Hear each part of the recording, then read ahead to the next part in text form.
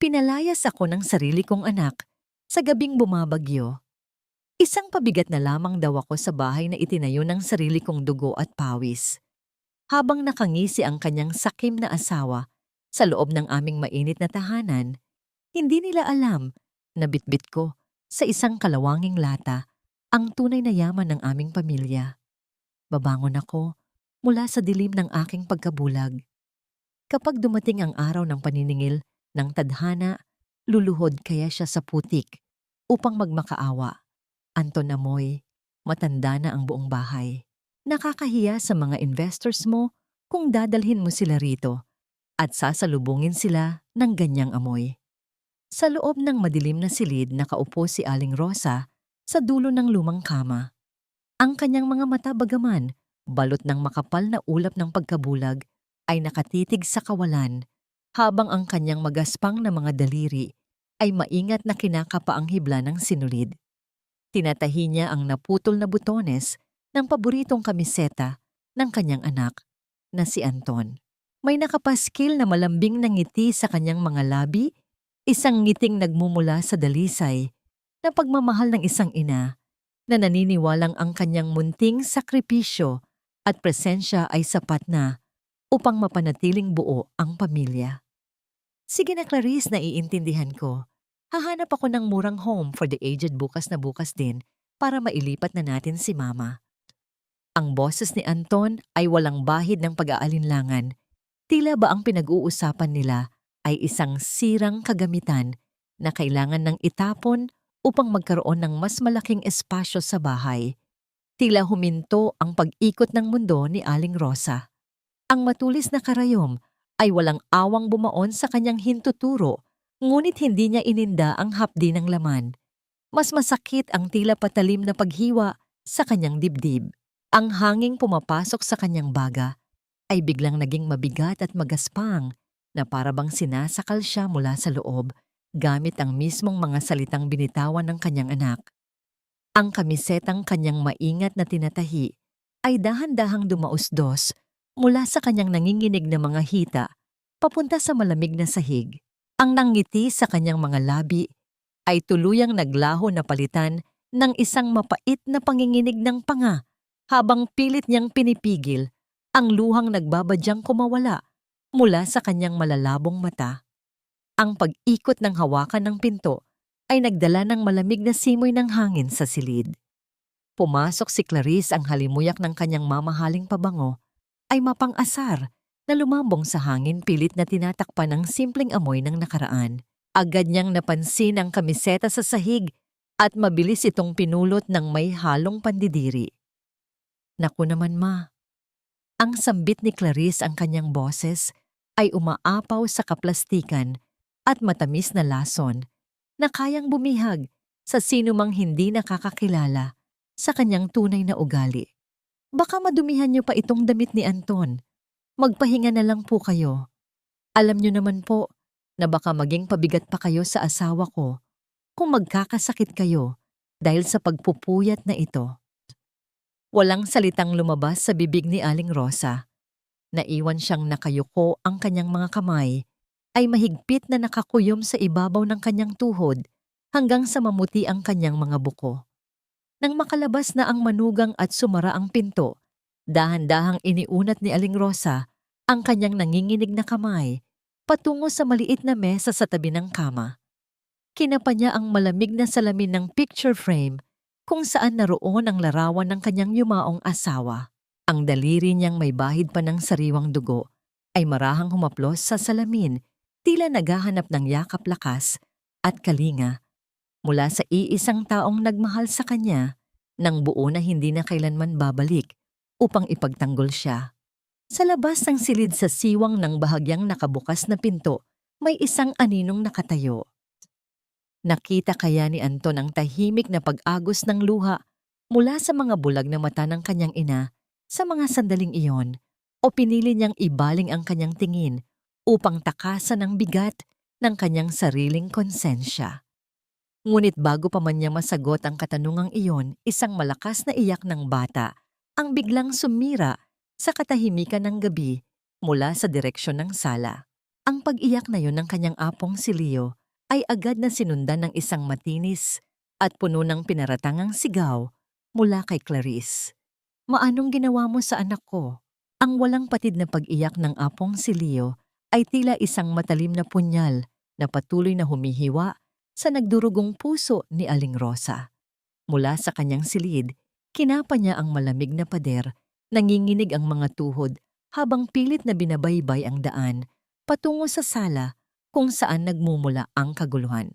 Sa bawat hakbang ng kanyang mga paang walang sapin, ramdam niya ang bigat ng isang paparating na unos na hindi kayang pigilan ng sinuman. Nang makarating siya sa sala, sinalubong siya ng nag-aalab na boses ni Clarice na umaalingaw-ngaw sa buong kabahayan.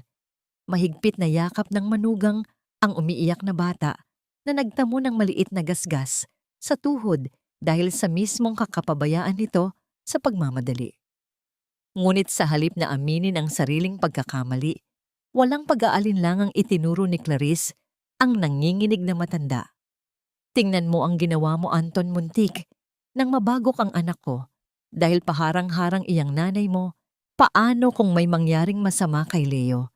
Sinabi ko na sa'yo panganib ang matandang yan sa sarili nating pamamahay." Umiling-iling si Aling Rosa, ang mga luha ay mabilis na nagunahan sa pag-agos mula sa kanyang malalabong mata patungo sa kanyang mga kulubot na pisngi. Itinaas niya ang kanyang mga magagaspang na kamay patungo sa direksyon kung saan niya nararamdaman ang presensya ng kanyang anak na si Anton. "Anton anak, wala akong ginawa. Nasa loob lang ako ng kwarto buong gabi. Hindi ko sinasadyang makasagabal." Ang boses ng matanda ay basag at puno ng pagsusumamo, umaasang isang yakap ng pag-unawa ang isusuklili ng anak na kanyang itinaguyod. Ngunit sa halip na maramdaman ang mainit na palad ni Anton, isang marahas na paghawi ang sumalubong sa kanyang naghihintay na mga kamay. Napaatras si Aling Rosa, ang kanyang dibdib ay tila nadaganan ng isang malaking bato. "Tama na, ma. Pagod na ako sa mga ganitong eksena.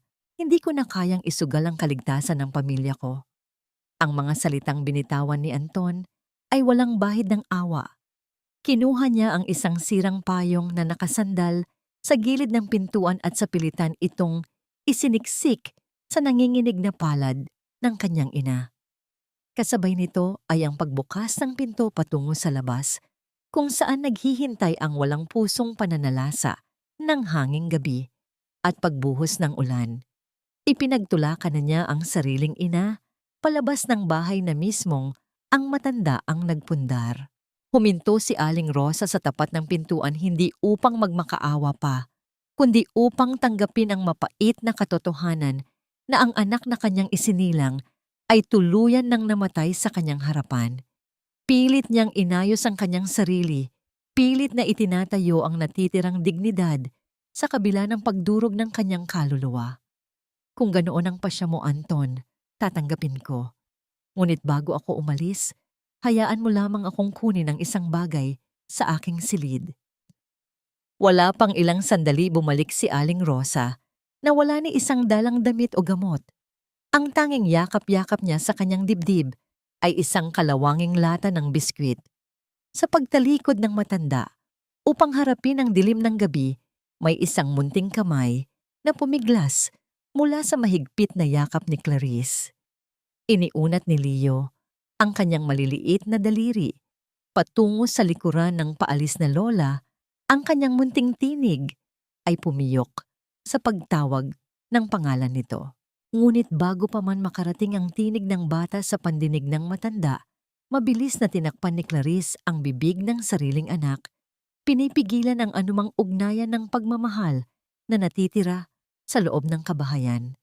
Ang mabigat na pinto ng tahanan ay tuluyang sumara, nag-iwan ng isang malalim at nakakabinging katahimikan sa kaluluwa ni Aling Rosa sa kabila ng pambubugbog ng bagyo sa kanyang paligid. Nag-iisa siyang naglalakad sa gitna ng binahang kalsada, walang ibang panangga, kundi ang sirang payong na hindi man lang makapigil sa paghampas ng malamig na tubig sa kanyang mukha.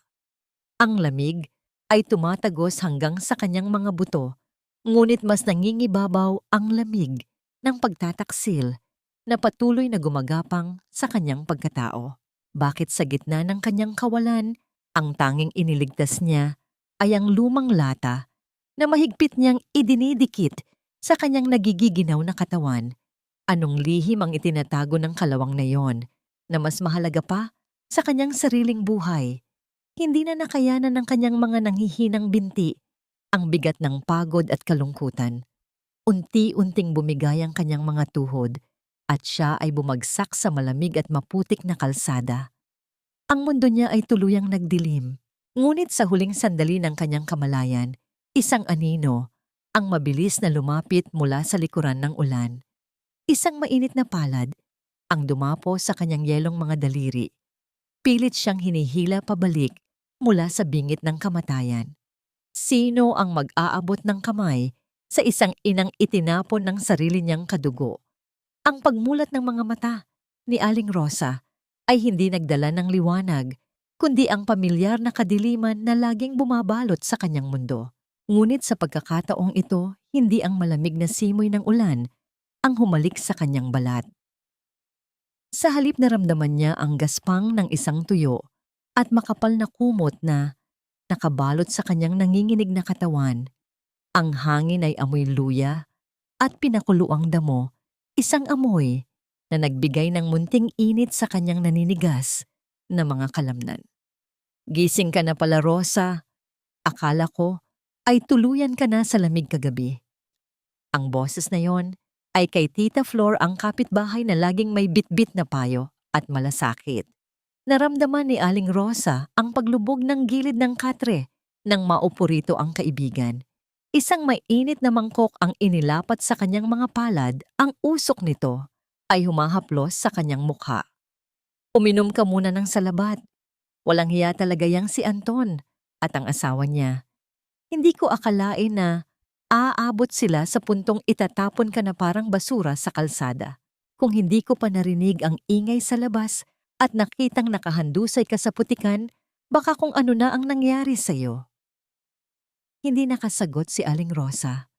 Ang bawat higop niya ng mainit na inumin ay tila may kasamang pait ng sariling luha. Ang kanyang isipan ay pilit na bumabalik sa imahe ng saradong pinto ng kanyang tahanan. Ngunit sa kabila ng panghihina, may isang bagay na hindi nawala sa kanyang tabi.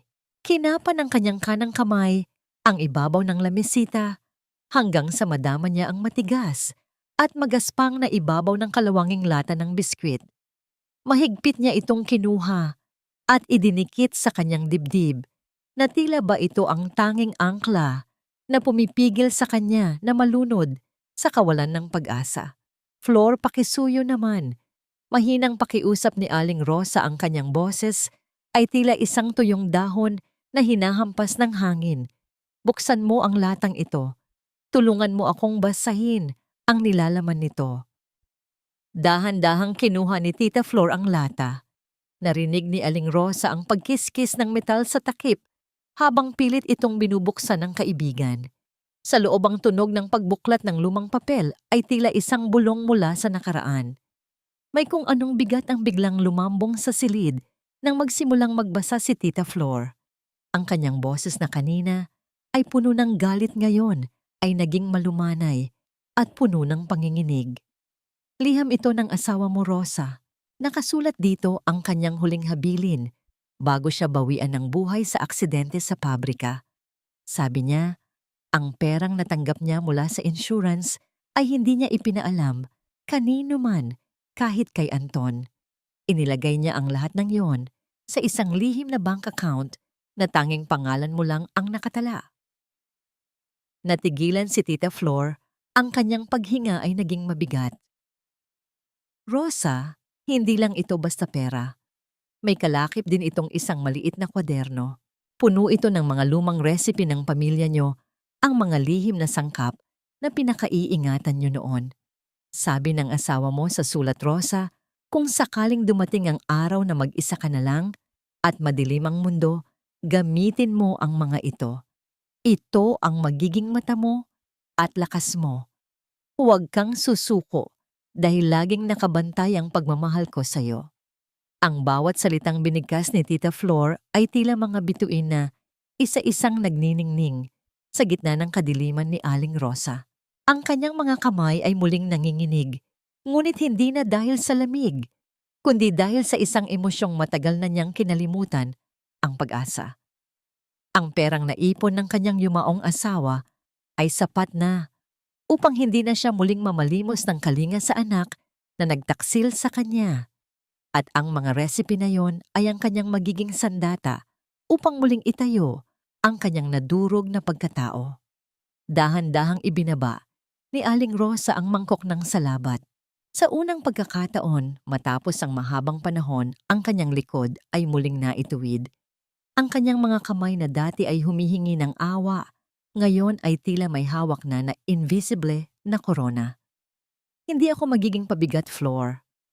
Ang deklara niya, ang bawat pantig ay puno ng paninindigan na tila isang sumpa. Ang bawat sentimo at bawat salita na iniwan sa akin ng asawa ko ay itataya ko, babangon ako, hindi para maghiganti, kundi para patunayan na ang isang inang bulag ay kayang lumakad sa sarili niyang mga paa. Niyakap ni Aling Rosa ang kalawanging lata. Ang lamig ng metal ay tila naging mainit sa kanyang pakiramdam. Ngunit sa kabila ng panibagong lakas, isang katanungan ang pilit na gumagapang sa kanyang isipan. Paano kaya tatanggapin ng kanyang anak na si Anton ang katotohanang ang inang kanyang itinapon ay may hawak na palang susi sa isang buhay na hindi niya kailanman inakala? At sa kabilang panig ng bayan, sa loob ng kanilang marangyang bahay, ano ang lihim na pinag-uusapan ni na Anton at Clarice habang ang ulan ay patuloy na tumatama sa kanilang bintana? Ang sikat ng umaga ay marahang humahalik sa mukha ni Aling Rosa, ngunit hindi ang liwanag ang nagpapaalam sa kanya na oras na para kumilos. Ito ay ang pamilyar na halimuyak ng ginisa na bawang at ang init na nagmumula sa kalan na tila isang buhay na nilalang sa loob ng maliit at payak na pwesto nila sa gilid ng palengke. Sa tulong ni Tita Flor, ang munting pangarap ni Aling Rosa ay nagsimulang huminga.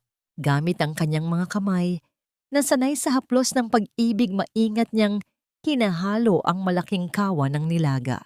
Hindi niya nakikita ang kulay ng sabaw, ngunit ang bawat singaw nito ay nagsasabi sa kanya kung sapat na ba ang asim at alat ng kanyang luto. Ang kanyang dila at ilong ang nagsisilbing mga mata na hindi kailanman nagkakamali sa pagkilala ng tunay na sarap. Rosa, siguradong mapapalingon ang sino mang dadaan dito dahil sa bango ng luto mo. Ang masayang wika ni Tita Flor habang inaayos ang mga lumang silya sa tapat ng kanilang silya. Sigurado akong mauubos ito agad. Ngumiti lamang si Aling Rosa, isang matipid, ngunit punong-puno ng pag-asang ngiti. Sana nga, Flor, ang mahalaga ay may masimulan tayo. Hindi na baling maliit basta galing sa marangal na paraan. Habang abala ang dalawang matanda sa gitna ng usok at init ng palengke, malayo ang hitsura ng mundong kinabibilangan ni na Anton at Clarice. Sa loob ng isang marangyang mall, nakatayo si Clarice sa harap ng isang malaking salamin, bit-bit ang isang bagong bag na yari sa mamahaling balat. Ang bawat haplos niya sa gamit na yon ay tila isang pagdiriwang ng tagumpay. Hindi niya alintana na ang perang pambayad doon ay nagmula sa pirma ni Anton sa mga papeles ng pagkakasangla ng kanilang tahanan. Para sa kanya, ang mahalaga ay ang tingin ng ibang tao, ang paghanga sa kanyang panlabas na anyo, na tila ba walang bahid ng anumang kasalanan. Anton, look at this. Bagay na bagay sa akin. Di ba ito ang dapat na suot ng asawa ng isang successful businessman? Masiglang wika ni Clarice habang tinitingnan ang sarili. Si Anton naman ay nakatayo sa likuran niya, ang kanyang mga kamay ay nakalagay sa bulsa at ang kanyang mga mata ay tila nakatitig sa kawalan. May kung anong bigat sa kanyang dibdib na hindi niya maipaliwanag, isang kaba na tila may masamang balitang paparating, ngunit mabilis niya itong iwinaksi sa tuwing titingin siya sa nakakaakit na ngiti ng kanyang asawa.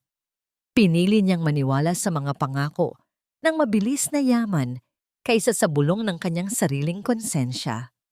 Bumalik ang eksena sa maliit na pwesto ni Aling Rosa. Ang oras ay mabilis na tumatakbo, ngunit ang mga silya sa harap ng kanilang karinderya ay nananatiling walang laman. Maraming dumadaan tumitingin, ngunit mabilis ding lumalampas. Ang mainit na sikat ng araw ay tila sumasabay sa lumalamig na pag-asa ni Aling Rosa sa bawat minutong lumilipas na walang bumibili. Ang tunog ng pagtulo ng pawis sa kanyang noo ay tila isang paalala ng hirap na kanyang pinagdadaanan. Hayaan mo, Rosa, simula pa lang naman ito. Pagalo ni Tita Flor nang mapansin ang pananahimik ng kaibigan. Sa gitna ng katahimikan, isang maliit na bata ang lumapit sa kanilang pwesto. Ang kanyang mga damit ay punit-punit at ang kanyang mukha ay puno ng dumi ng lansangan. Nakatitig lamang siya sa kawan ng pagkain. Ang kanyang maliliit na kamay ay nakahawak sa kanyang tiyan. Kahit hindi nakikita ni Aling Rosa ang bata, naramdaman niya ang presensya nito, ang mabigat at gutom na paghinga na tila tumutusok sa kanyang puso. Naalala niya ang kanyang apong si Leo. Naalala niya kung paano niya ito gustong pakaunin at alagaan noong nasa bahay pa siya. Flor, bigyan mo siya ng isang mangkok ng kanin at ulam, utos ni Aling Rosa nang may lambing sa boses. Huwag mo na siyang pagbayarin. Pero Rosa, wala pa tayong benta. Ang pabulong na kontra ni Tita Flor. Mas mahalaga ang mabusog siya kaysa sa benta natin sa araw na ito, Flor. Sige na, giit ni Aling Rosa. Nang matanggap ng bata ang pagkain, isang matamis na pasasalamat ang narinig ni Aling Rosa. Isang tinig na tila nagpawi sa lahat ng pagod at kaba na nararamdaman niya mula kaninang umaga.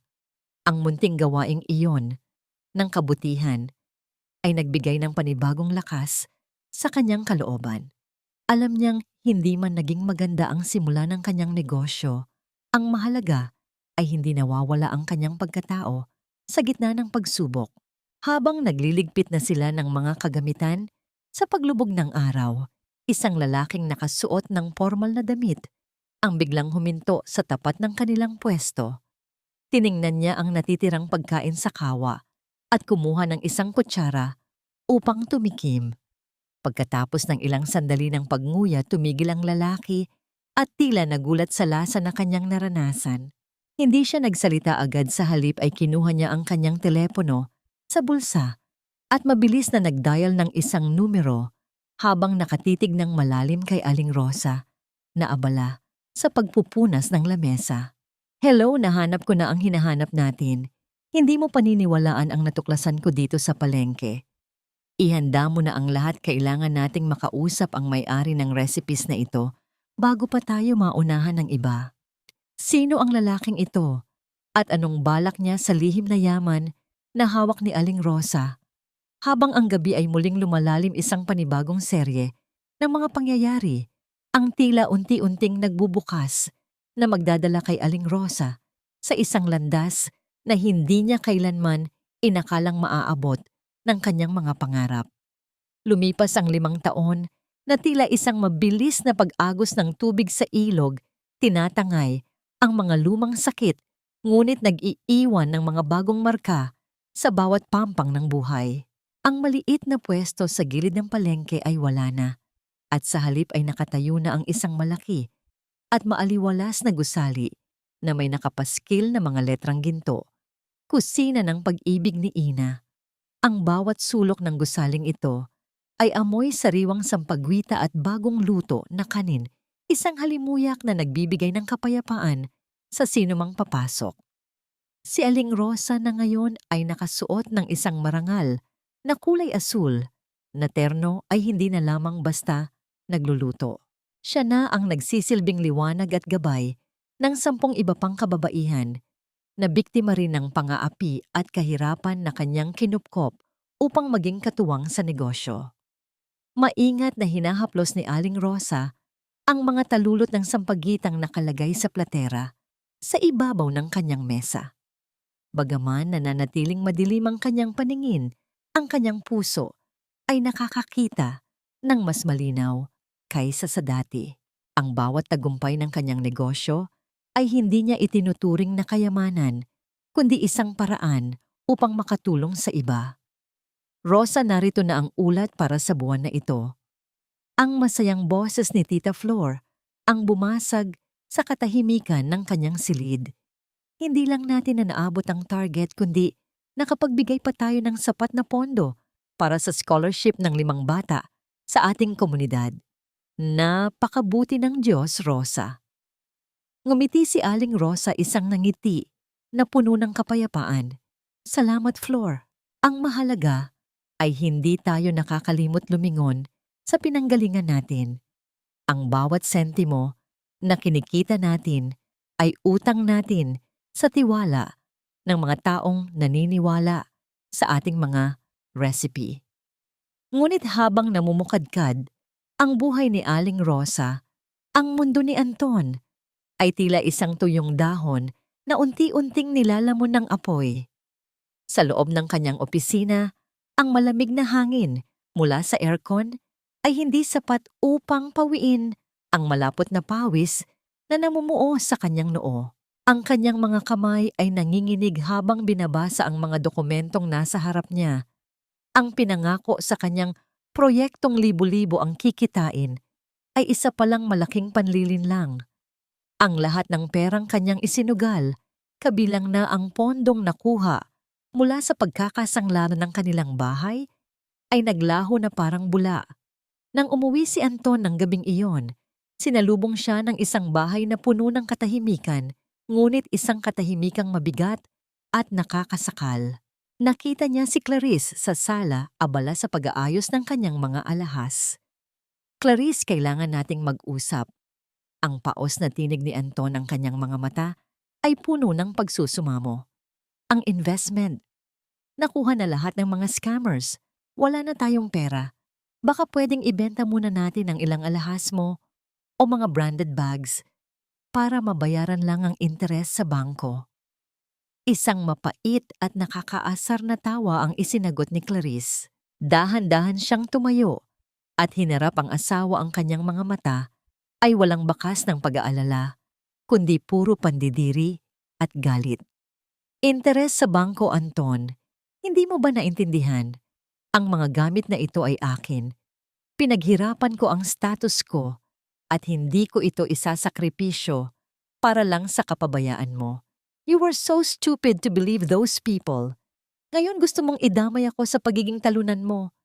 Pero Clarice, asawa kita. Ang bahay natin ang kinabukasan ni Leo.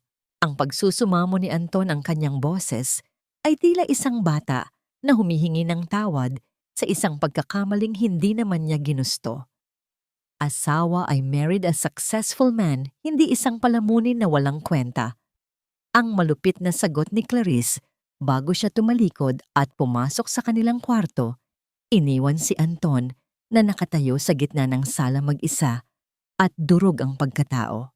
Sa gitna ng katahimikan, isang marahas na paghampas ng kamao sa kahoy ng kanilang pinto ang nagpayanig sa buong kabahayan. Ang bawat bagsak ng kamay sa pinto ay tila isang banta ng pagguho ng lahat ng kanilang kinatatayuan. Alam ni Anton kung sino ang mga nasa labas, ang mga taong kukuha sa kaisa-isang bagay na natitira sa kanya. Napalingon si Anton sa madilim na pasilyo patungo sa dating silid ng kanyang ina. Sa sandaling iyon, ang alaala ng gabing itinapon niya si Aling Rosa sa gitna ng bagyo ay bumalik ng may matinding pait. Ang kaba sa kanyang dibdib ay naging isang malakas na pintig na tila sumasabay sa bawat hampas sa kanilang pinto. May pag-asa pa bang matitira para sa isang taong tinalikuran ang sariling dugo at pawis para sa isang huwad na pangarap? Ang bawat hakbang ni Anton patungo sa pintuan ng kanyang marangyang opisina ay tila paglakad sa ibabaw ng nagbabagang uling. Ang kanyang mga binti ay nanginginig, hindi dahil sa pagod, kundi dahil sa bigat ng katotohanang pasan niya. Sa loob ng opisina ng bangko kanina, ang malamig na tingin ng opisyal ay sapat na upang ipaalam sa kanya na wala ng puwang ang pakiusap. Ang bawat salitang binitiwan nito tungkol sa pagkaka-foreclose ng kanilang tahanan ay tila mga pako na isa-isang ibinabaon sa kanyang kabaong ng pangarap. Nagmakaawa siya lumuhod at halos halikan ng semento ng sahig para lamang sa ilang araw na palugit, ngunit ang batas ng salapi ay walang kinikilalang luha. Nang makarating siya sa tapat ng kanilang mansyon, ang katahimikan ng paligid ay tila isang babala. Mabilis siyang umakyat sa ikalawang palapag, ang kanyang hininga ay kapos at ang kanyang dibdib ay tila sasabog sa kaba.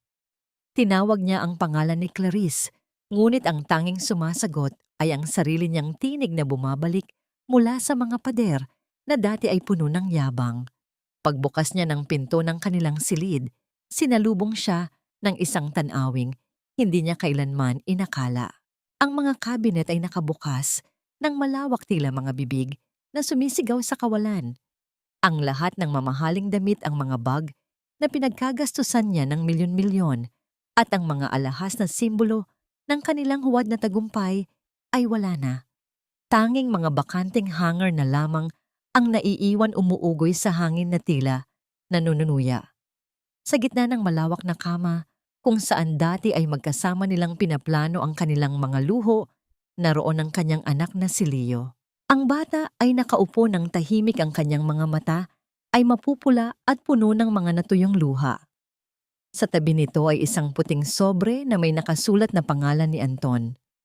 Sa loob ay ang dokumentong wawasak sa natitira pa niyang pagkatao, isang kasunduan sa diborsyo na pirmado na ni Clarice.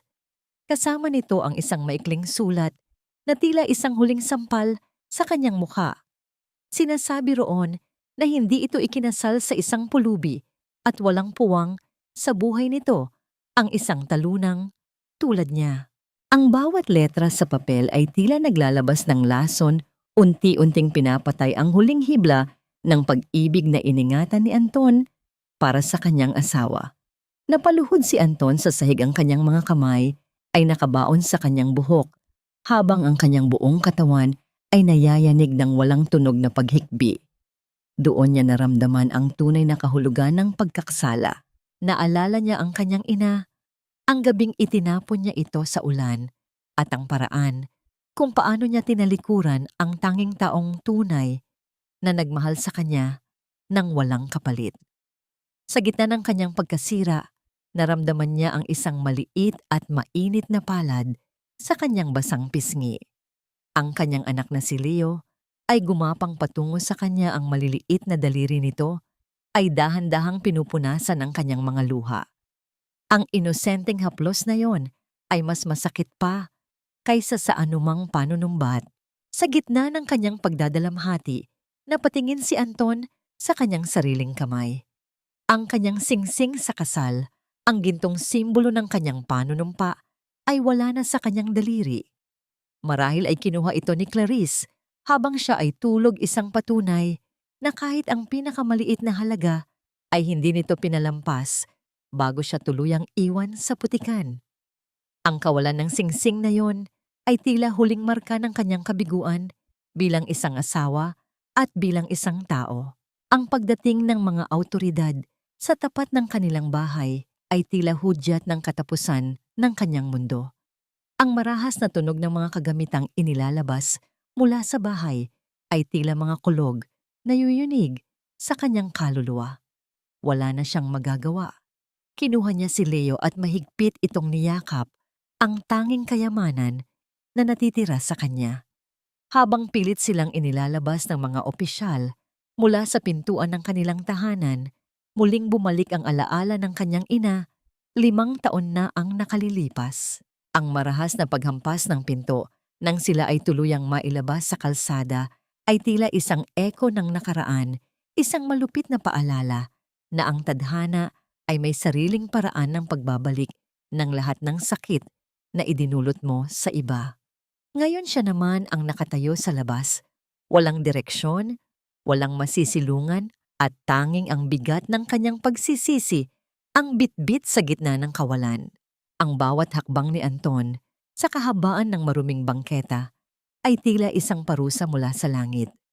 Ang init ng semento ay tumatagos sa manipis at butas-butas na suot niyang medyas habang ang alikabok at usok ng mga sasakyan ay tila sumasakal sa kanyang tuyot na lalamunan. Sa kanyang tabi, ang 5 taong gulang na si Leo ay dahan-dahang naglalakad. Ang maliit na kamay nito ay mahigpit na nakakapit sa laylayan ng maruming pantalon ng ama. Ang bawat buntong hininga ng bata ay tila isang tinik na tumutusok sa budhi ni Anton. Nang mapadaan sila sa tapat ng isang tindahan ng tinapay, huminto si Leo. Nakatingin ang bata sa mga bagong hurnong tinapay, ang kanyang maliliit na balikat ay nayayanig sa bawat paglunok ng laway. Hindi na kayanang tingnan ni Anton ang hitsura ng kanyang anak. Ang bata na dati ay nababalot ng pinakamalalambot na tela at pinakamasasarap na pagkain ngayon ay may mantsa ng uling sa pisngi at nanunuyo ang mga labi. Tunay ngang mapaglaro ang tadhana. Ang lahat ng kayamanang ipinagmalaki niya noon ay naglaho na parang usok, iniwan siyang hubad at walang dangal sa gitna ng kalsada.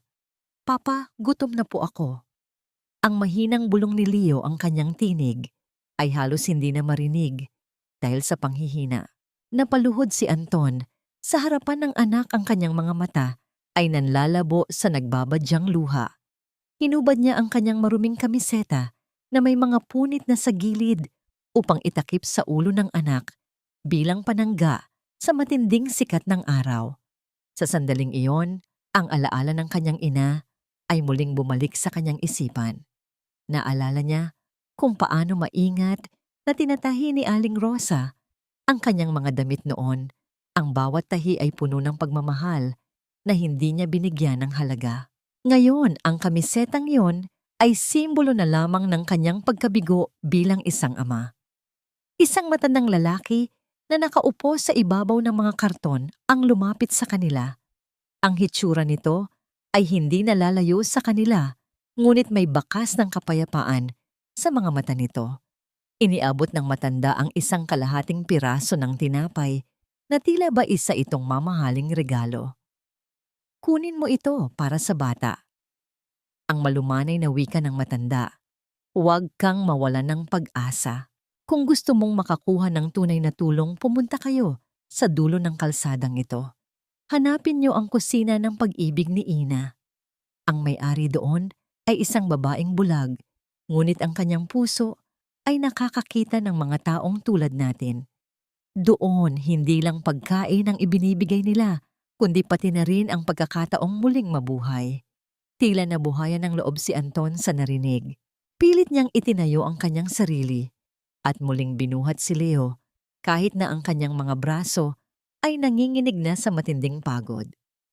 Binagtas nila ang mahabang daan hanggang sa marating nila ang isang malaking pintuang kahoy na may nakaukit na disenyo ng mga puso at bulaklak. Mula sa loob ang pamilyar na halimuyak ng nilagang baka at bagong saing na kanin ay dahan-dahang humahaplos sa kanyang pang-amoy. Ang amoy na yon ay hindi lang basta amoy ng pagkain. Ito ang amoy na nagpabalik sa kanya sa mga araw ng kanyang kabataan, sa mga sandaling ang kanyang ina ay masayang nagluluto sa kanilang payak na kusina habang hinihintay ang kanyang pag-uwi mula sa paaralan.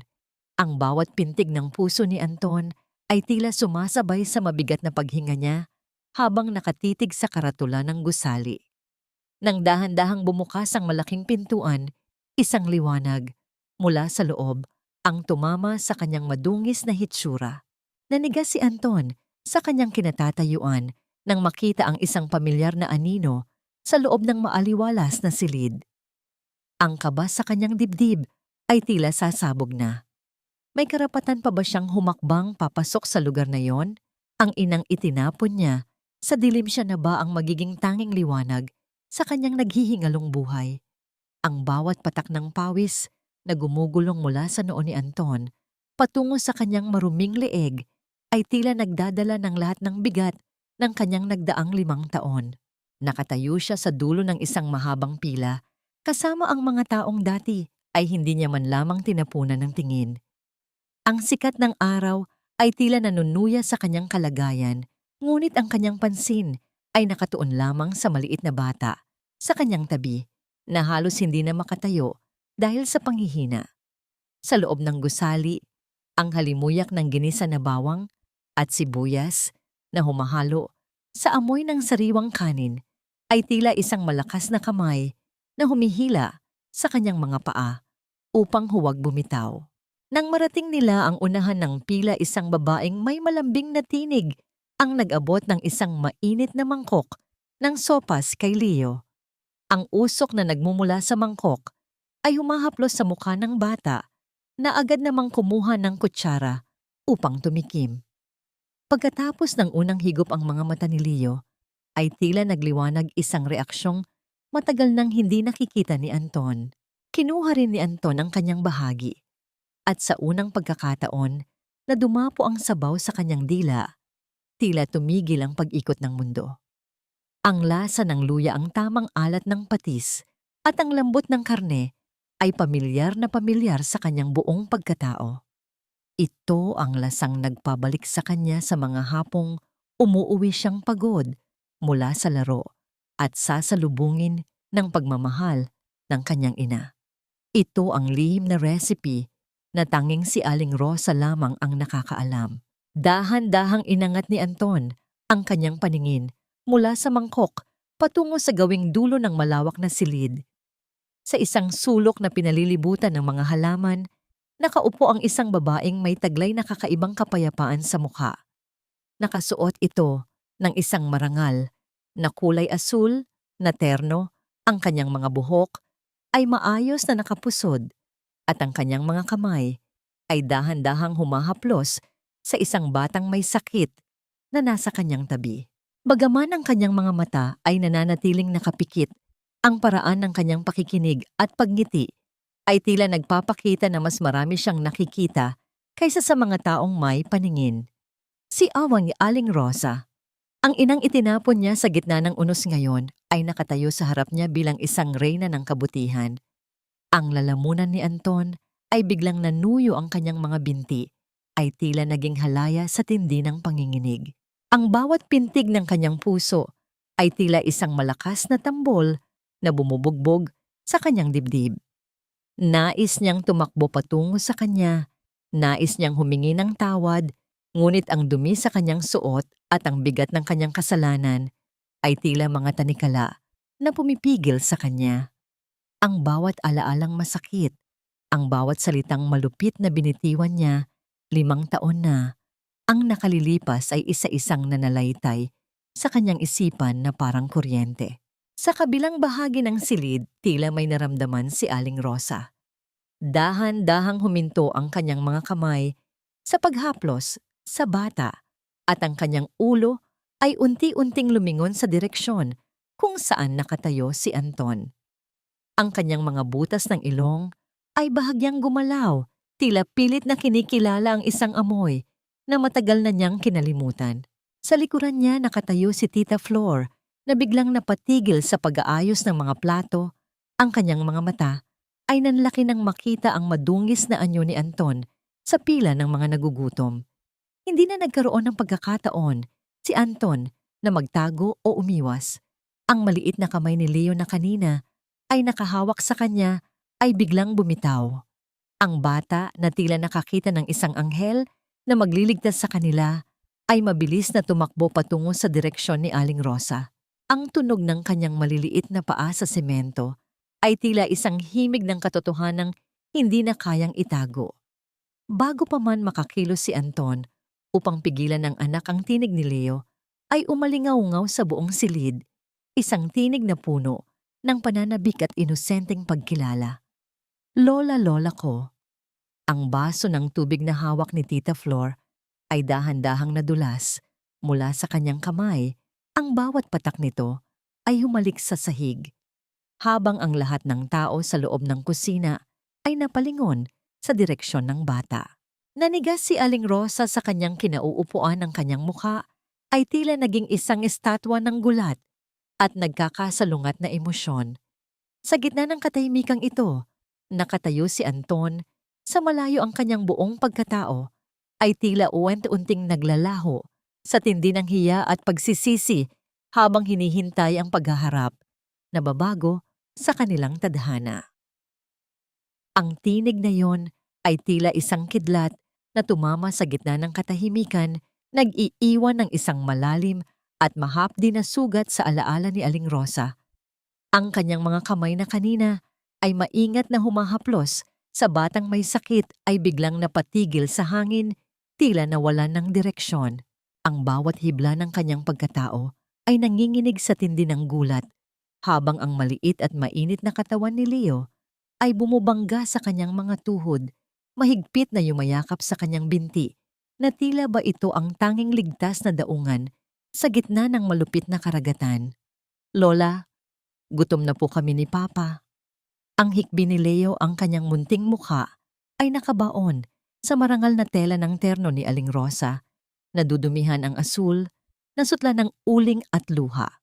Dahan-dahang ibinaba ni Aling Rosa ang kanyang mga kamay.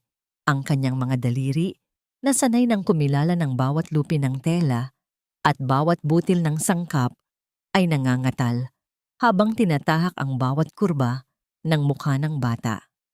Nang maramdaman niya ang nanunuyong balat at ang nakausling mga buto sa pisngi ni Leo, isang masidhing sakit ang gumuhit sa kanyang dibdib. Hindi niya kailangang makita ang hitsura ng bata upang malaman ang hirap na dinanas nito. Ang bawat haplos niya ay tila isang tahimik na pagtangis para sa isang dugong hinding-hindi niya kailanman matatalikuran. Sa di kalayuan ng bawat hakbang ni Anton patungo sa unahan ay tila paghatak sa isang mabigat na tanikala. Ang mga tao sa loob ng kusina ay nanatiling tahimik, ang tanging maririnig ay ang mabigat at paos na paghinga ni Anton na tila isang naghihingalong hayop. Nang marating niya ang tapat ng kanyang ina, ang kanyang mga tuhod ay tuluyan ng bumigay. Bumagsak siya sa semento.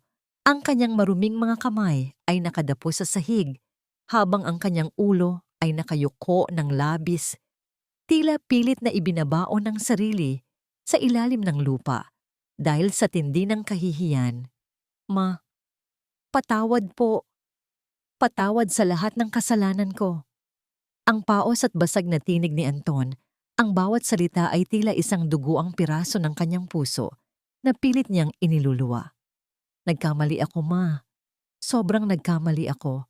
Wala na kaming matuluyan. Wala na kaming makain. I'm so sorry, Ma. Please patawarin niyo ako." Ang mga luha ni Anton ay mabilis na pumatak sa semento, lumilikha ng maliliit at madilim na marka sa sahig. Ang kanyang buong katawan ay nayayanig sa bawat paghikbi, isang paghikbi na puno ng pagsisisi at pagkaubos ng lakas. Ang lahat ng yabang at lupit na ipinakita niya 5 taon na ang nakalilipas ay naglaho ng parang bula na palitan ng isang lalaking durog at walang natitirang dangal. Nanatiling tahimik si Aling Rosa sa loob ng mahabang sandali. Ang kanyang mukha ay tila naging isang estatwa ng pait at alaala. Ang mga tao sa paligid ay naghihintay, pigil ang hininga, na tila ba ang susunod na mangyayari ay ang magtatakda kung may puwang pa nga ba ang awa sa mundong ito. Dahan-dahang iniunat ni Aling Rosa ang kanyang kamay patungo sa direksyon ng tinig ng kanyang anak. Nang dumapo ang kanyang mga daliri sa madungis at banyaga na ngayong buhok ni Anton, hindi niya agad ito binawi. Sa halip, hinayaan niya ang kanyang palad na madama ang init at ang panginginig ng kanyang anak. Isang matinding bugso ng emosyon ang dumaan sa mukha ni Aling Rosa. Ang kanyang mga labi ay nanginig, pilit na pinipigilan ang sariling hikbi na kumawala. Ngunit sa kabila ng lambot ng kanyang haplos, ang kanyang tinig ay nanatiling buo at puno ng kapangyarihan nang muli siyang magsalita. "Anton, ang mga sugat na idinulot mo ay hindi parang mantsa na basta-basta nabubura ng luha. Ang bawat patak ng ulan na naramdaman ko noong gabing itinapon mo ako ay nakaukit pa rin sa aking mga buto." Bahagyang hinigpitan ni Aling Rosa ang hawak sa buhok ni Anton, dahilan upang mapatingala ang anak na ang mga mata ay namumula at puno ng pagsusumamo. Sa gitna ng katahimikan ng Bep Antinme, ang mga salita ng Inang Bulag ay tila isang hatol na babago sa kanilang buhay magpakailanman. Ang pagpapatawad ay hindi isang regalo na ibinibigay ng walang katumbas na sakripisyo. Ngunit hindi ko rin kayang tiisin ang aking apo na nagugutom at walang masisilungan. Pumasok kayo, ngunit huwag mong asahan na ang kinalalagyan mo rito ay gaya ng dati. Ang mga salitang iyon ay nagdala ng isang panibagong uri ng kaba sa dibdib ni Anton. Ano ang kailangang gawin ng isang anak na nagtaksil upang tunay na mabawi ang tiwala ng isang inang kanyang winasak? At sa likod ng pintuan ng kusina, anong pagsubok ang naghihintay sa kanya bago niya muling matagpuan ang tunay na liwanag sa kabila ng kanyang sariling kadiliman? Ang loob ng kusina ng pag-ibig ni Ina ay puno ng init na nagmumula sa mga malalaking kawa. Ngunit para kay Anton, ang init na yon ay tila isang purgatoryo na susunog sa kanyang natitirang kapalaluan. Matapos ang madamdaming pagtatagpo, hindi siya dinala ni Aling Rosa sa isang marangyang silid. Sa halip iginaya siya ng kanyang ina sa likurang bahagi ng kusina kung saan ang amoy ng sabon-taba, ng hayop at usok ay nagsasama-sama.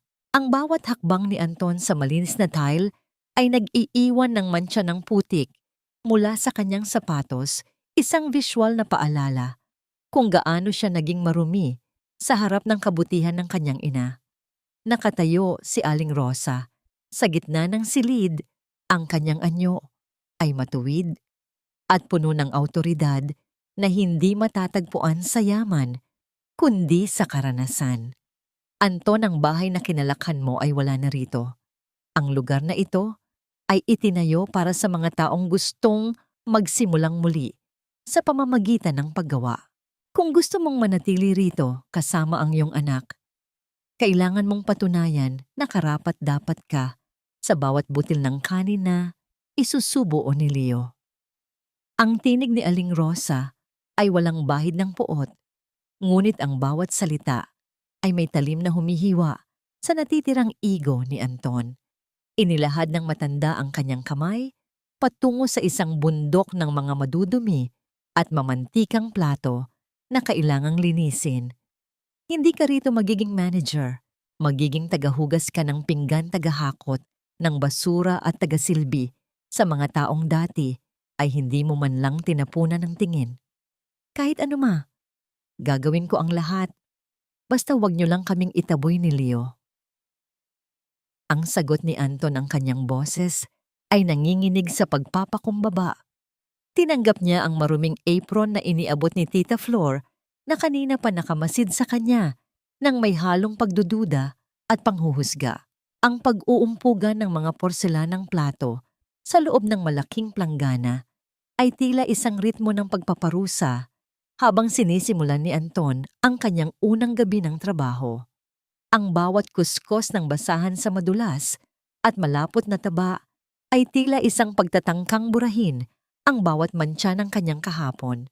Ang kanyang mga kamay, na dati ay sanay lamang sa pagpindot ng mamahaling telepono at pagpirma ng mga kontrata, ay nagsimulang mamuti at mangulubot dahil sa matapang na kemikal ng sabon. Sa kabilang bahagi ng silid nakaupo si Leo sa isang maliit na bangko, tahimik na kumakain ng masustansyang lugaw. Pinapanood ng bata ang kanyang ama. Ang mga mata nito ay puno ng pagtataka kung bakit ang dating makapangyarihang si Papa ay nakayuko ngayon sa harap ng isang sink. Nang mapatingin si Anton sa anak, pilit siyang ngumiti sa kabila ng hapdi ng kanyang mga braso at ang pagkirot ng kanyang likod. Sa unang pagkakataon, sa loob ng maraming taon, naramdaman ni Anton ang bigat ng paggawa, ang bigat na pasan-pasan ng kanyang ina sa loob ng ilang dekada para lamang mapagtapos siya ng pag-aaral. Ang bawat patak ng pawis na pumapatak mula sa kanyang baba patungo sa tubig sabon ay tila isang panalangin ng pagsisisi. Lumapit si Tita Flor kay Aling Rosa na nakaupo sa isang silya malapit sa bintana, nakikinig sa bawat galaw ng kanyang anak. Rosa, sigurado ka ba rito? Baka bukas makalawa ay sumuko rin iyan at bumalik sa dati niyang ugali. Ang pabulong na wika ni Flor. Umiling ng dahan-dahan ang matanda. Ang kanyang mga mata ay nananatiling nakapikit, ngunit ang kanyang pandinig ay nakatutok sa tunog ng pagkuskos ni Anton. Ang bakal ay kailangang dumaan sa apoy bago maging matalim, Flor. Hinayaan ko siyang lumaking malambot dahil sa sobrang pagmamahal ko. Ngayon, hayaan nating ang hirap ang magturo sa kanya kung paano maging tunay na lalaki. Ang gabi ay lumalim at ang huling plato ay nailigpit na rin ni Anton. Ang kanyang buong katawan ay nananakit at ang kanyang mga daliri ay may mga maliliit na hiwa dahil sa aksidenteng pagkabasag ng isang baso kanina. Nang tiningnan niya ang kanyang mga sugatang daliri, naalala niya ang unang gabi, 5 taon na ang nakalilipas ang gabi, kung saan ang kanyang ina ay naduro ang daliri ng karayom habang tinatahi ang kanyang damit. Ang hapdi na nararamdaman niya ngayon ay wala pa sa kalahati ng sakit na idinulot niya sa kanyang ina. Sa gitna ng katahimikan ng kusina, isang tahimik na panunumpa ang binuo ni Anton sa kanyang puso. Hindi siya susuko hanggat hindi niya naibabalik ang bawat patak ng luha na ninakaw niya mula sa kanyang ina. Ngunit sa labas ng gusali, sa ilalim ng madilim na anino ng isang puno ng nara, isang babaeng nakabalot ng makapal na shawl ang nakatitig sa nagniningning na karatula ng kusina ng pag-ibig ni Ina. Ang kanyang mga mata ay puno ng inggit at isang madilim na plano. Hawak niya ang isang lumang litrato ni Anton at ang kanyang mga kuko ay mahigpit na bumaon sa papel hanggang sa mapunit ito. Sino ang misteryosong babaeng ito na tila may dalang panibagong unos sa mundong sinusubukan pa lamang ayusin ni Aling Rosa? Mayroon pa bang puwang ang kapayapaan kung ang mga multo ng nakaraan ay tumitanggi na manatili sa dilim? Ang sikat ng araw sa loob ng kusina ng pag-ibig ni Ina ay tila isang banal na basbas, ngunit ang kapayapaang ito ay biglang nalamuyot ng isang banyaga at mapanghimasok na anino ang humarang sa pintuan. Si Anton, na kasalukuyang abala sa pagpupunas ng mga mesa, ay napatigil nang maramdaman niya ang isang pamilyar at nakakasakal na halimuyak ang amoy ng mamahaling pabango na hinaluan ng alikabok at pawis. Nang iangat niya ang kanyang paningin, tila tumigil ang pagdaloy ng dugo sa kanyang mga ugat. Sa harap niya ay nakatayo si Clarice. Hindi na ito ang Clarice na dati ay laging nababalot ng sutla at nagniningning na mga alahas. Ang kanyang buhok ay gulo-gulo, ang kanyang mga mata ay may malalalim na itim na marka ng puyat, at ang kanyang shawl ay luma at may mga tastas na sa gilid. Ngunit sa kabila ng kanyang hitsura, ang kanyang mga mata ay nananatiling puno ng mapanuring ningning at tuso. Nang makita niya si Anton na may suot na apron at hawak na basahan, isang mapait at nanunuyang ngiti ang gumuhit sa kanyang mga labi. Wow, Anton, isang ganap na katulong ka na pala ngayon. Ang wika ni Clarice, ang kanyang tinig, ay may halong pangungutya at pait. After all the money and the luxury I gave you, dito ka lang pala babagsak sa kusina ng bulag mong nanay. Hindi agad nakasagot si Anton. Ang kanyang mga kamay ay mahigpit na nakakapit sa basahan hanggang sa mamuti ang kanyang mga buko. Ang bawat salita ni Clarice ay tila isang latigo na humahampas sa kanyang likuran, pilit na binubuksan ng mga sugat na sinusubukan niyang ipahilom. Ngunit bago pa siya makapagsalita, lumitaw si Leo mula sa likuran ng counter, bitbit ang isang maliit na baso ng tubig. Nang makita ng bata ang kanyang ina, ang baso ay dahan-dahang nadulas sa kanyang maliliit na kamay. Ang tubig ay kumalat sa sahig, tila isang lawa ng takot. Leo, baby, come to mommy. Ang biglang pagbabago ng tono ni Clarice ngayon ay puno na ng pekeng lambing at pilit na pag-iyak. Lumapit siya sa bata at pilit itong hinawakan sa balikat.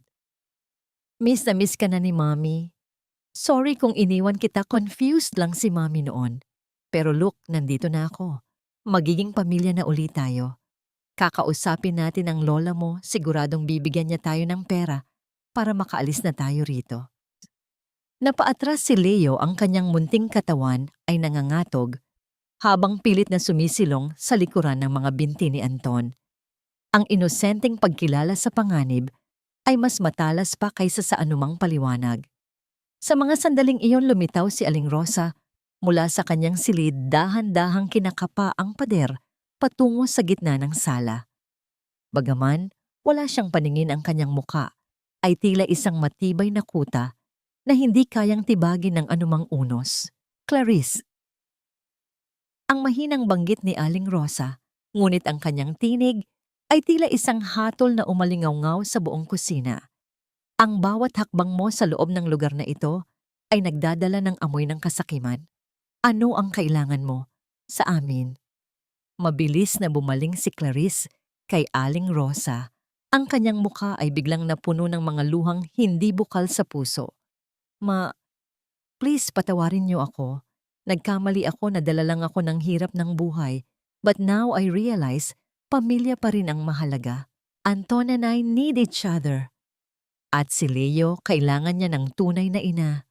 Alam ko namang napakayaman niyo na ngayon. Baka pwedeng tulungan niyo kaming mag-restart. Hahakbang na sana si Clarice patungo kay Aling Rosa upang humawak sa kamay nito. Ngunit mabilis na humarang si Anton. Tumayo siyang tila isang matibay na haligi sa pagitan ng kanyang ina at ng babaeng minsang sumira sa kanyang buhay. Ang kanyang mga mata na dati ay puno ng kahinaan ngayon ay nagniningning sa paninindigan. Stop it, Clarice. Huwag mo nang gamitin ang pangalan ng pamilya para sa sarili mong ambisyon. Ang matigas na wika ni Anton, ang kanyang boses ay hindi na nanginginig. You left us when we had nothing. Pinanood mo kaming itapon sa kalsada. At ngayon na nakita mong maayos ang buhay ni Mama, babalik ka at magpapanggap na nagmamalasakit. Hindi mo mahal si Leo. Ang mahal mo lang ay ang pera na pwede mong makuha sa amin. Anton, how dare you? Asawa mo ako. Ang sigaw ni Clarice, ang kanyang maskara ng kabaitan, ay unti-unting natituklap. Inilalabas ang tunay na anyo ng isang gutom na lobo. Asawa ka lang sa papel, pero sa puso at sa gawa, isa kang estranghero. Ang sagot ni Anton. Lumingon siya kay Tita Flor na kanina pa nakahanda sa tabi. Tita Flor, pakitawag ang security. Ayokong madumihan ang kusina ni Mama ng presensya ng taong walang ibang alam kundi manira. Habang pilit na inilalabas ng mga gwardya si Clarice mula sa kusina, ang babae ay nagpupumiglas, ang kanyang mga sumbat ay tila mga lason na isinasaboy sa hangin. Ngunit nang tuluyang sumara ang malaking pintuang kahoy, ang tanging naiwan ay ang mabigat na katahimikan at ang mabilis na pintig ng puso ni Anton. Lumapit siya kay Aling Rosa at dahan-dahang inayos ang shawl ng kanyang ina na bahagyang nakuha ng hangin. Sa unang pagkakataon, naramdaman ni Anton na siya na ang nagpoprotekta, hindi na ang pinoprotektahan. Gayunpaman, nang mapatingin si Anton, sa sahig nakita niya ang isang maliit at makinang na bagay na nalaglag mula sa bag ni Clarice sa gitna ng kaguluhan. Pinulot niya ito at ang kanyang hininga ay tila tumigil. Ito ang susi ng isang lumang safe box na dati nilang itinatago sa kanilang dating bahay, isang safe box na akala niya ay nawala na sa sunog o nanakaw ng mga bangko. Anong lihim ang nakatago sa loob nito na pilit na binabalikan ni Clarice at paano nito mababago ang lahat ng kapayapaang kasalukuyan nilang binuo. Ang mabigat na pintuang kahoy ng kusina ng pag-ibig ni Ina ay tuluyan ng sumara, isang tunog na naghihiwalay sa liwanag ng pag-asa at sa dilim ng kasakiman. Sa labas, ang mga pagsigaw at pagmumura ni Clarice ay dahan-dahang nalulunod sa ingay ng kalsada at sa bulong ng hangin. Ang mga gwardya at ang mga kapitbahay na dati ay tumanggap ng kabutihan ni Aling Rosa ay nagmistulang isang buhay na pader. Hindi hinahayaang muling makatuntong ang babaeng ang tanging dala ay lason sa isang payapang tahanan. Sa loob, nanatiling nakatayo si Anton. Ang kanyang mga kamao ay unti-unti nang bumibitaw sa mahigpit na pagkakakuyom at ang kanyang paghinga na kanina ay tila isang mabilis na karera ay nagsisimula ng kumalma. Lumingon si Anton sa kanyang ina. Si Aling Rosa ay nakatayo pa rin sa gitna ng silid. Ang kanyang anyo ay tila isang matibay na nara na hindi natibag ng nagdaang bagyo. Dahan-dahang lumapit ang anak, ang kanyang mga paang nakayapak sa malinis na tile ay hindi na nag-iiwan ng mabigat na tunog, kundi isang marahang paghakbang ng paggalang. Kinuha niya ang isang malinis na puting panyo mula sa kanyang bulsa at maingat na pinunasan ng ilang butil ng pawis sa noo ng kanyang ina. Ang kanyang mga kamay na puno ng mga hiwa at kalyo mula sa pagtatrabaho sa kusina ay naging kasing lambot ng bulak sa bawat haplos niya sa mukha ni Aling Rosa. Mawala na siya. Hindi ko nahahayaang saktan pa niya kayo o si Leo. Ang mahinang bulong ni Anton, ang kanyang boses ay puno ng isang paninindigan na hindi kailanman naramdaman ni Aling Rosa sa loob ng mahabang panahon. I'm sorry kung naging mahina ako noon. I'm sorry kung hinayaan kong mabulag ako ng huwad na pag-ibig. Hinawakan ni Aling Rosa ang kamay ng kanyang anak. Dinama niya ang mga bagong kalyo sa palad ni Anton. Ang bawat gaspang ay nagsisilbing saksi sa pagbabago ng kanyang pagkatao. Isang matamis at mapayapang ngiti ang gumuhit sa mga labi ng matanda. Ang tunay na lakas, Anton, ay hindi nasusukat sa kung gaano mo kayang itaboy ang kaaway, kundi sa kung paano mo pinipiling protektahan ang mga mahal mo sa buhay. Ngayon, nakikita ko na ang lalaking pinangarap ng iyong ama na maging ka. Sa gitna ng kanilang pag-uusap, naalala ni Anton ang makinang na bagay na kanyang pinulot kanina. Inilabas niya ang maliit at lumang susi mula sa kanyang bulsa at maingat itong ipinatong sa palad ng kanyang ina. Manalaglag ito ni Clarice. Ito ang susi ng lumang safe box sa dati nating bahay. Ang box na akala ko ay nanakaw na noon. Nang maramdaman ni Aling Rosa ang hugis at ang lamig ng metal sa kanyang palad, tila may isang kuryenteng gumuhit sa kanyang alaala. Ang kanyang mga daliri ay dahan-dahang sumunod sa bawat kurba ng susi. Hindi ito nanakaw, Anton. Ito ay sadyang itinago ng tadhana para sa sandaling ito. Ang safe box na yon ay hindi naglalaman ng ginto o alahas na hinahangad ni Clarice. Ang laman yon ay ang huling piraso ng ating nakaraan na magbubukas sa ating hinaharap. Tumayo si Aling Rosa at iginaya si Anton patungo sa kanyang maliit na opisina. Ang bawat hakbang nila ay tila isang ritual ng pagtatapos at panimula. Pagdating sa loob, kinuha ni Aling Rosa ang isang lumang dokumento mula sa kanyang drawer, isang dokumentong may tuyong selyo ng bangko. Ipinatong niya ang susi sa ibabaw ng papel at hinarap ang kanyang anak. Ang kanyang mga mata ay nananatiling nakapikit, ngunit ang kanyang buong pagkatao ay nagniningning. Anton, ang akala mo ay nawala na ang lahat sa atin nang makuha ng bangko ang ating bahay.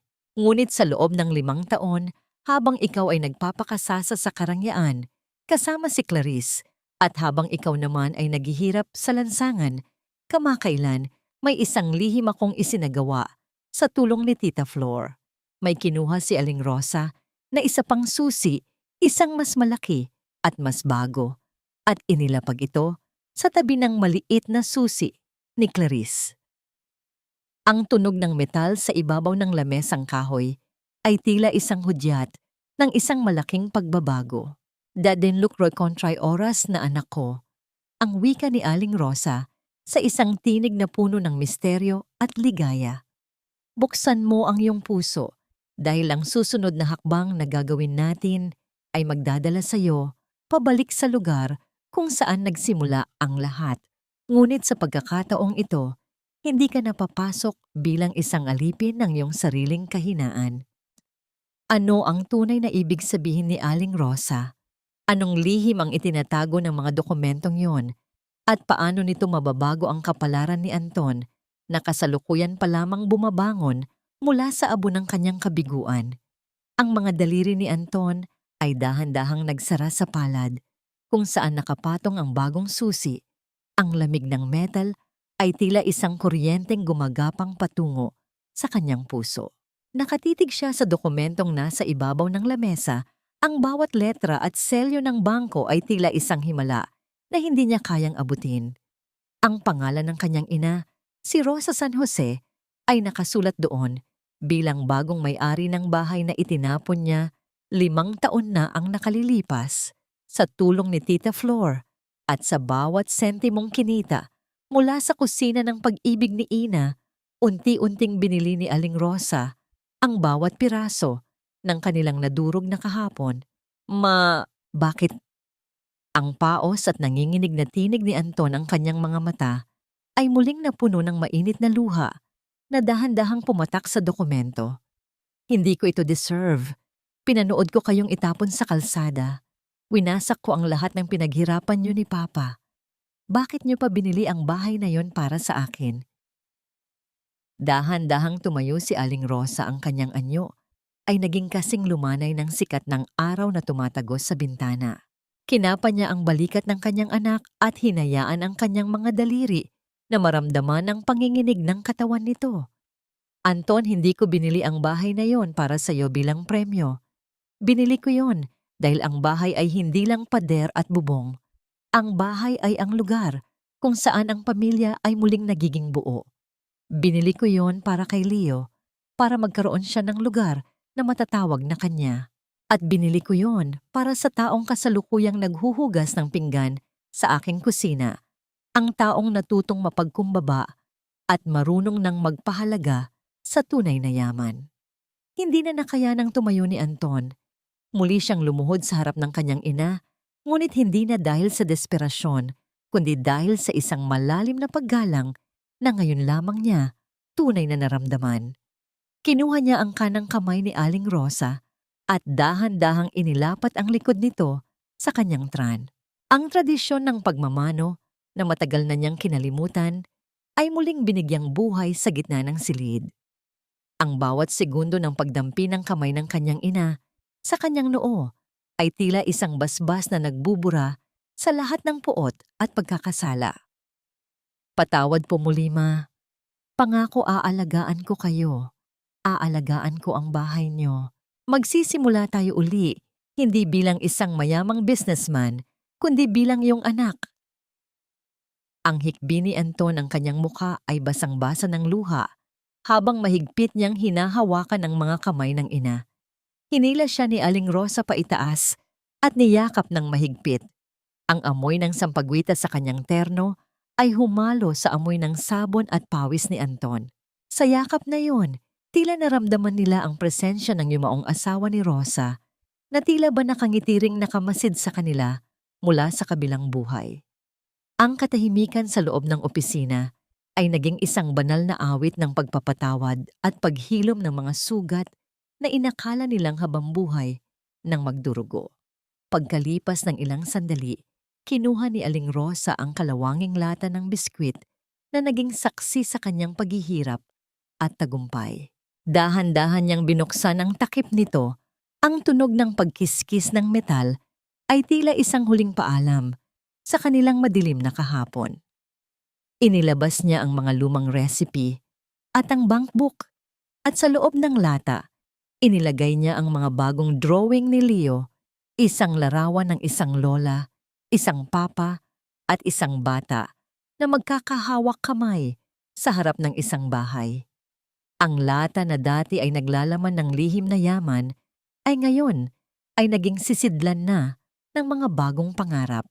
Habang ang araw ay dahan-dahang lumulubog sa pampang nagbibigay ng kulay kahel at ginto sa buong paligid, nakatayo ang mag-ina sa tapat ng bintana.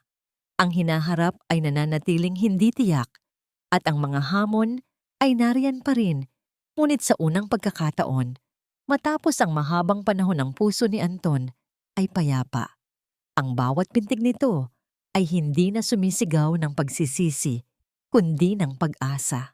Ngunit habang sila ay nakatitig sa kawalan, isang malambing na tinig ng isang bata ang tumawag sa kanila mula sa labas. Si Leo ay tumatakbo patungo sa kanila, bit-bit ang isang maliit na bulaklak ng dilaw na mirasol. Sa likuran ng bata ang anino ng isang bagong simula ay dahan-dahang nabubuo. Maari nga bang ang tunay na liwanag ay matatagpuan lamang matapos ang pinakamadilim na gabi, ang sikat ng araw sa balkonahe ng muling naayos na lumang bahay ay may dalang kakaibang haplos, isang init na hindi nakakapaso, kundi tila isang banayad na yakap na nagpapahiwatig na ang mahabang gabi ng pamilya San Jose ay tapos na. Nakaupo si Aling Rosa sa kanyang paboritong tumba-tumba, ang kanyang mga kamay ay dahan-dahang humahaplos sa mga talulot ng sampagita na nakatanim sa gilid ng beranda. Bagaman nananatiling madilim ang kanyang paningin, ang kanyang mukha ay nagniningning sa isang uri ng kapayapaan na tanging ang mga taong nakatawid sa pinakamalalim na pampang ng pait ang makakatamo. Mula sa loob ng kusina, ang amoy ng sinangag na may maraming bawang at ang bango ng barako na kape ay dahan-dahang humahalimuyak sa hangin. Hindi na marahas ang mga tunog na nagmumula sa loob. Sa halip ang marahang pagkiskis ng sandok sa kawali at ang mahinang pag-awit ni Anton ay nagbibigay ng isang mapayapang ritmo sa umaga. Si Anton na dati ay nabubuhay sa yabang at sa dikta ng ibang tao ay isa na ngayong ganap na lalaki na marunong ng magpahalaga sa bawat butil ng pawis at sa bawat saglit ng pagsasama. Maheto na po ang kape nyo. Sakto lang ang tamis gaya ng gusto nyo. Ang malambing na tinig ni Anton habang maingat niyang inilalapag ang tasa sa maliit na lamesa sa tabi ng ina. Hinawakan niya ang kamay ni Aling Rosa at sa sandaling iyon ang panginginig na dati ay bunga ng takot at hiya ay napalitan na ng init ng pagmamahal. Dumating si Tita Flor na may bitbit na mga sariwang prutas mula sa palengke.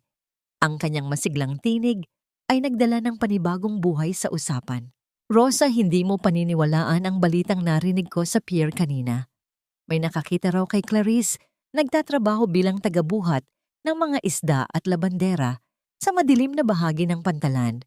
Sabi nila, wala raw gustong lumapit sa kanya dahil sa sama ng kanyang ugali. Ang bawat sentimong ninakaw niya ay naubos din sa mga laro at luho. At ngayon ay mag-isa siyang nagbabayad sa lahat ng kanyang ginawa. Huminga ng malalim si Aling Rosa, walang bahid ng galit o katuwaan sa kanyang mukha. Ang buhay ay parang isang malaking kusina floor. Kung ano ang isinalang mong lason iyon, di nang kailangan mong kainin sa huli. Ipanalangin na lang natin na sana ay mahanap din niya ang kanyang sariling landas ng pagsisisi bago mahuli ang lahat. Ang tunog ng maliliit na paa na tumatakbo sa damuhan ay pumutol sa seryosong usapan. Si Leo ay lumapit sa kanyang lola. Bit-bit ang isang lumang lata ng biskwit, ang kalawanging lata, na dati ay naglalaman ng mga lihim at yaman. Ngunit ngayon, kapag binubuksan ang takip nito, ang maririnig na lamang ay ang tunog ng mga papel at Crayola. Inilabas ni Leo ang isang bagong drawing at inilagay ito sa palad ng lola. Lola, drawing po ito ng ating bagong garden. May maraming bulaklak at laging may araw. Nangiti si Aling Rosa habang maingat niyang itinatago ang drawing sa loob ng lata. Ang lata ng biskwit ay hindi na simbolo ng kaligtasan sa gitna ng hirap, kundi isang treasure box ng mga alaala at pangarap na walang katapusan. Ang pagpapatawad ay hindi nangangahulugan ng pagkalimot, kundi ang pagpili na huwag nang hayaang masaktan ka pa ng nakaraan. Si Anton ay tuluyan ng pinatawad, hindi dahil nawala ang mga sugat, kundi dahil ang kanyang mga gawa ay nagsilbing gamot sa bawat hapdi. Ang kapayapaan sa kanilang tahanan ay hindi nahuwad. Ito ay itinatayo araw-araw sa pamamagitan ng paggawa, pagkakaunawaan, at ng hindi matatawarang pag-ibig ng isang ina. Habang ang boses ng tagapagsalaysay ay dahan-dahang humihina, ang huling imaheng may iwan sa isipan ng mga nakikinig ay ang mag-anak na magkakasama sa ilalim ng matandang puno ng nara. Ang bawat pintig ng kanilang puso ay tila isang himig ng tagumpay. Sa kabila ng kadiliman ng mga mata, ang liwanag ng kaluluwa, ang tunay na nagpapakita ng daan. Ang kusina ng pag-ibig ni Ina ay mananatiling bukas, hindi lang para sa pagkain, kundi para sa lahat ng mga pusong ligaw na naghahanap ng kalinga at pagkakataong muling mabuhay.